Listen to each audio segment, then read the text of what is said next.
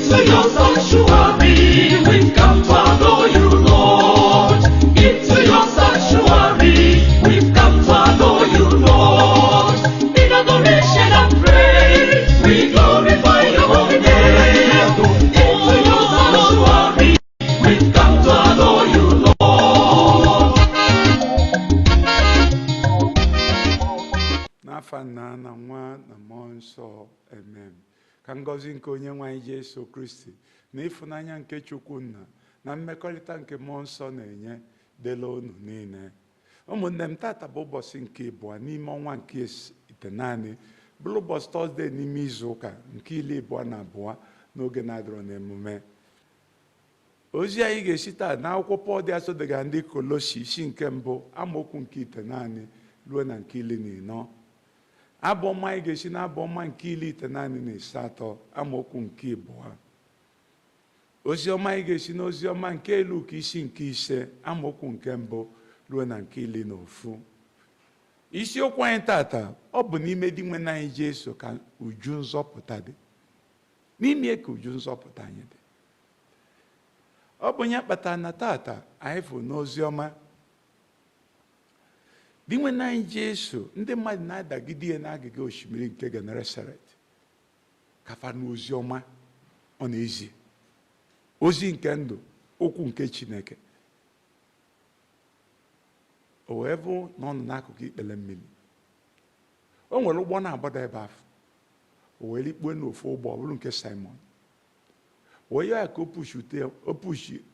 ọ kwachighata ya azụ n'ime mmiri ka ya wee nwee ike ịnọ na-agwa ndị mmadụ ka ndị mmadụ ozie na-aga mmiri.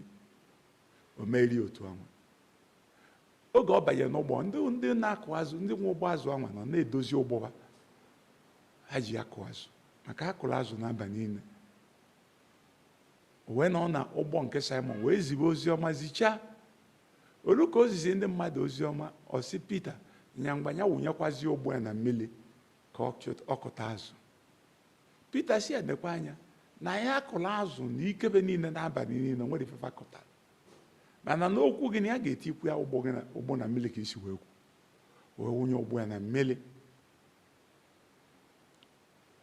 wee kụta azụ ọ tụghị anya ya, nke na ụgbọ ya na-achọ mgbaka. Wee kpọọ ndị ọkụ azụ ndị ọzọ, ụmụ Zebedi, ka ha bịa nyere ya aka. Ha buru ụgbọ ha bịa wee kporide azụ kpojuo n'ụgbọ na-aba ahụ, ụgbọ na-achọ mmiri. Ozugbo Pita bụrụ ibe nwa melen, o sekpula na n'ukwu Jesu si arapụ m na abụ m onye njọ. Pụọ! Ya bụ onye njọ. Ịmara na ọkụkọ a na-anyụka akpa na bụ na ọbọgwụ afụtabeghị. So nyeche Pita na-eche na ya ma ihe na ya na-akụ azụ, bụrụ onye ọkụ azụ ama abịa na ọ na-abalị ka eji akụta azụ. Na Jesu si wunye mgbọ na mmiri na-ehie, eji ehie akụ azụ n'azụ. Mana ọ wunye wee kụta azụ, wee chọpụtara na ibe ya chere ya ma na ọ nzuzu na ya mara ife. Na o nwere onye bụ ọkụ azụ na onwe ya na-akụzi ya akụ. O wee sekposi anya rapịa na ya bụ onye njọ. Ifu gị ngwa ngwa ịmata Chineke, ibe izi ihe eme na ndụ gị bụ nchegharị ịjụ ndụ gị mgbe ochie. Ifu ife ochie na-eme ọ na-asọ gị oyi. Na mmadụ echarịba ebe na ike amatara ya. Pita wee sekpula n'ozugbo si anya rapịa na ya bụ onye njọ. Jesus ya n'anya mmadụ ka ị ga na-akụzi. Iburukwa ozugbo ịmara Chineke obudie gị elu. Onye na-akụ azụ na-akụzi mmadụ. O si from nwa obere ọkwa n'amị efunye ya n'isi njedebe nke ọkwa dị n'amị. N'ife niile ekere eke ka ọ ga na-akụzi nke kacha afa ncha niile. Ezi ife niile ekere eke. Mgbe Pita mesịala ife ndị a niile, wee bupụta azụ ahụ n'agịga mmiri. Ụgbọ azụ na-abọjula eju, arapụ ya sowe Jesu. Onye bụ iwe ka ubi ole ọba efughị ha gbaghị azụ niile a sowe Jesu, ha afụghị ihe karịrị ọkụ azụ, ha afụghị ihe karịrị azụ wee sobie. Azụ a Pita gbara n'agịga mmiri ka ụfọdụ ji evute na-aza akụrụ unu nyakacha ọkpụkpụ n'aka sị na ya chiri echichi n'obodo ya, na-aza chief ghọrọ unu kunye mba niile n'onwe ya.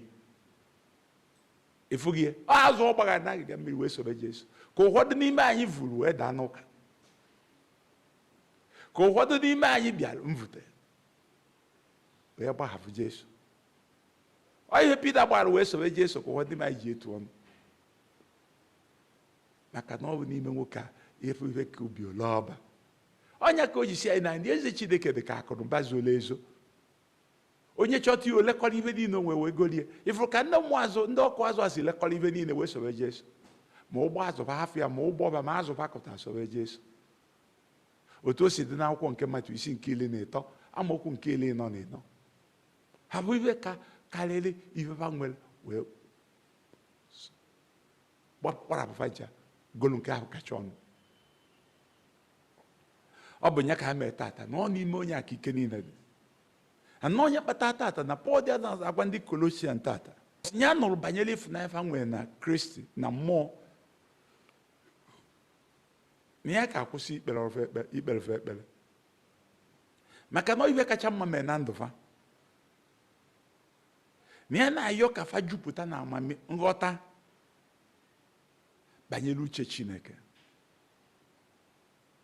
ya na ka fa na-eto na mmụọ na amamife na nghọta nke ga-eduba fa na ndụ kwesịrị dị nwe na Jesu Kristi, ya nke ya eme ka ha banye na ndụ kwesịrị dị nwe na Jesu, ndụ na-amasị dị nwe na Jesu Kristi. O wee sị fa mịa mkpụrụ n'ọrụ ọma dị iche iche, maka ngwa ngwa ịnabatala okwu a ibido mịa mkpụrụ dị mma, na-alụ ọrụ amị mkpụrụ n'ọrụ ọma dị iche iche. Ọ sị na-abawanye na nghọta nke Chineke. O wee sị na-ayọ Chineke ka ọ gbaa ha ume bawanye n'imebe nkwudosi ike na ike, ka ha wee mata ike dị na Chukwu onunwa n'ebe mmadụ niile nọ.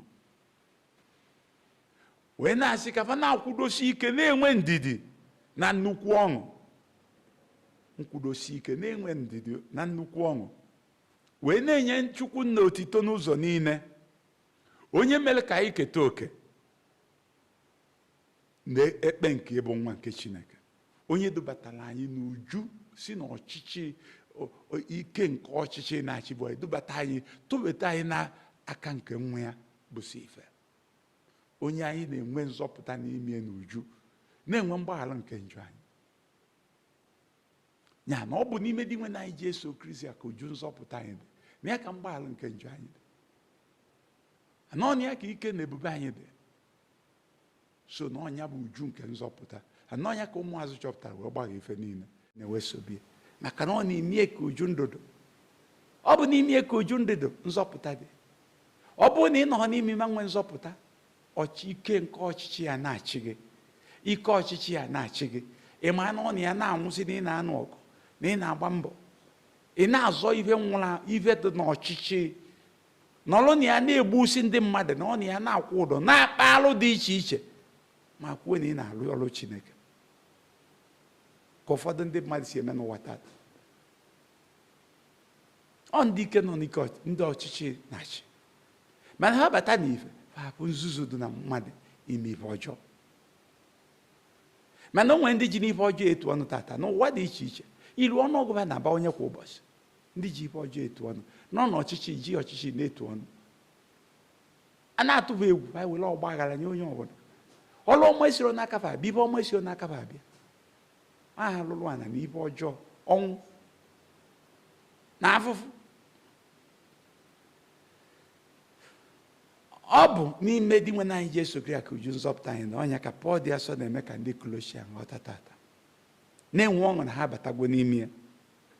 Ọ bụ ya kpatara na onye na-abụ abụ tata sị di nwe m emego ka amata nzọpụta ya, emego ka amata nzọpụta ya n'ime nwa ya,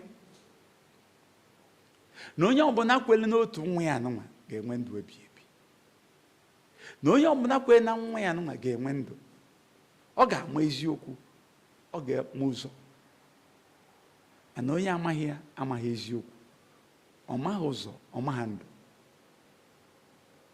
Ya na Chineke emego ka anyị mara, gosi ụwa niile mata nzọpụta ya. Ọ bụzie na ị chọọ ka a zọpụta gị, ịjụ dị nwe na anyị Jesu. Mana ọ na ị chọrọ ịbata n'ime ya tata. Ọ n'ime ya ka nzọpụta gị dị, udo gị na mgbaghara gị na mmeri gị. Ka yọọ Chineke ya mepee anya anyị ka nzọpụta anụma nke o kpughere anyị n'ime nwa ya, ka anyị nabata ya tata wee nwee ike iso ụkpụrụ ndị bụ anyị ụzọ sobe ya. Anyị na-ayọ nke site na Kristi onye nwe anyị. Onye nwe anyị nọnyere unu. Ka Chukwu onye ji ike niile, onye gozigola anyị uju nzọpụta ya n'ime nwa ya, gọzie anyị niile na nzọpụta anụma n'afa Nna na Nwa na Mmụọ Nsọ. Udo dịrị unu. In the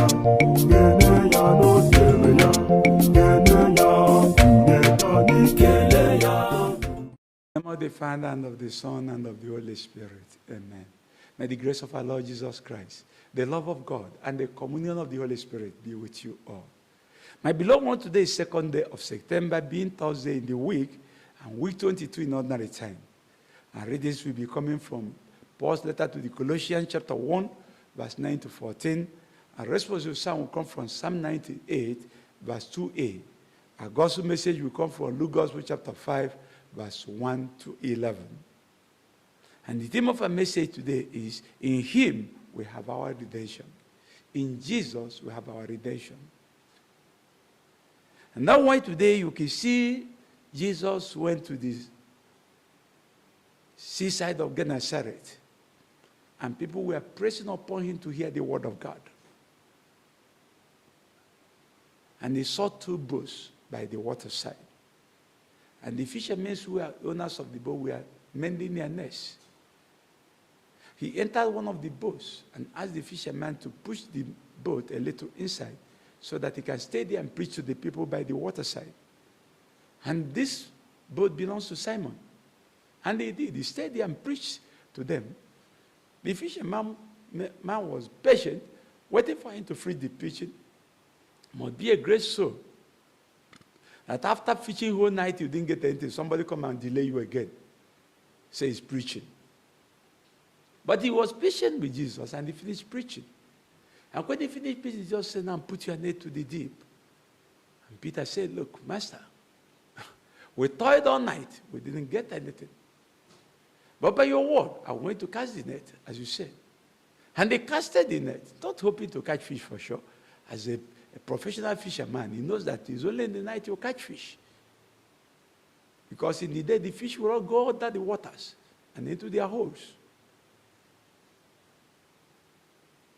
And he casted his net. And behold, had a big catch. He enclosed a lot of fish that his net was trying to break. And he beckoned another fishermen, the sons of Zebedee, James and John, to come and help. They came with their boat. And they filled the two big boats with fish. And the boats were about sinking. And when Peter saw this, he knelt before Jesus, said, leave me, I'm a sinner. Leave me, I'm a sinner. And Jesus said, look, don't be afraid, Simon. You are now to be catching men, no more fish. And when they brought the boats and the fish to the shore, they left everything and followed Jesus. They left everything and followed Jesus. What does that imply? They have discovered something more than the boat and more than the fish they catched. And Peter realized that this is the master of everything, that in him full redemption is. And when they discovered that in him that the full redemption is, they abandoned everything and followed him. When you see anything glorious, you follow it. Leave the lower ones. And that's what happened. They left this boat and followed Jesus. They were rather fulfilling that gospel message who said that the kingdom of heaven is like a hidden treasure, which a man discovered and sold everything he had and bought only that treasure in the field. These people discovered this and sold everything. And you can see the point of repentance. It's when you discover God that you will see that your old way of living is a shameful one. If you don't know God, you will never know that we are doing wrong. It's when the light of God shines upon you. It shined on Peter today. It dawned on Peter that he knows nothing. It dawns on him he's not a professional fisherman as he claims to be. That he knows nothing. And that's why he said, depart from me, I'm a sinner. He repented. That's the point of repentance, the point of experiencing God. That you are still sinning today is because you have not known him. You have not experienced him. And they left everything and followed him. Because it's in him the fullness of the nation is. And that's why Jesus said, I am the light of the nation. Anyone follow me can no more walk in darkness. They discovered that they can no more afford to walk in darkness and now move in the light. In him the redemption is. And that's why today you can see Paul writing to the Colossians. From the day I heard of your love in the Spirit. When I heard about your love in the Spirit, I know there is no other person who could have done it than in Christ. We have not ceased to pray for you. And asking that you may be filled with the knowledge of his will. You see, that to be filled with the knowledge of his will. In all spiritual wisdom and understanding.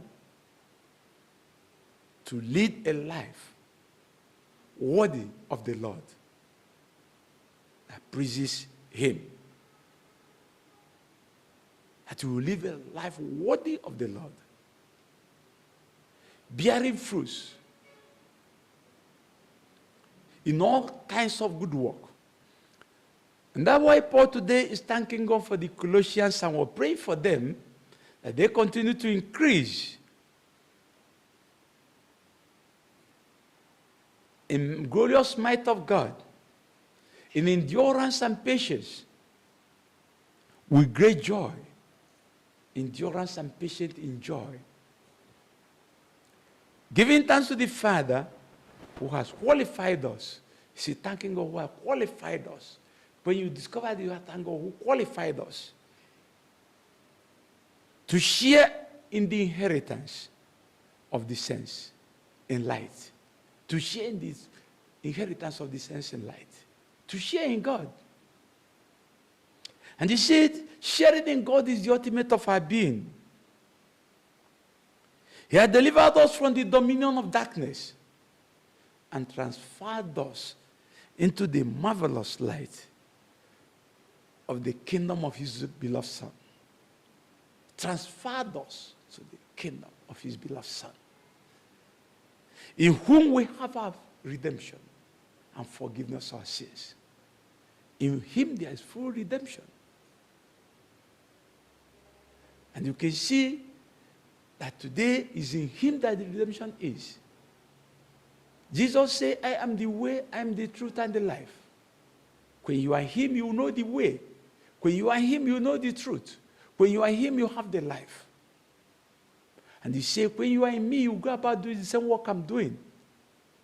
So you share in him, as you can see in John 14:12. He didn't do more work. And that's what the psalmist who understood the marvels of the redemption of God in our lives, I can see from the apostles and all the people who have come to know him. They said, the Lord had made known his salvation. God had made known his salvation in Christ. And there is no other way. That's why the Father decreed on the name of Jesus, every knee must bow. In heaven, on earth, and under the earth. And everything confesses the Lord. And there is no redemption. No person can go to the Father except through him. You can see in Philippians 2:9-11, there is no other name. And that's why Peter told the apostles in his time, said, in Acts of the Apostles chapter 4 verse 2, said there, of all the names given to men, only one name can save, the name of Jesus. Because in him, the fullness of redemption abides. And him has shown the whole world the salvation. That you reject it today is your own trouble, not the person. You rejected salvation. May God help us to understand today that in him the fullness of redemption is, and we are ought to access it. And be in it and be fully redeemed. We ask through Christ our Lord. And Lord be with you. And blessings of Almighty God be upon all of us. I will celebrate our salvation, redemption in our Lord Jesus Christ. In the Father, and of the Son, and of the Holy Spirit. Peace be with you all. ikele ya n'okwu ya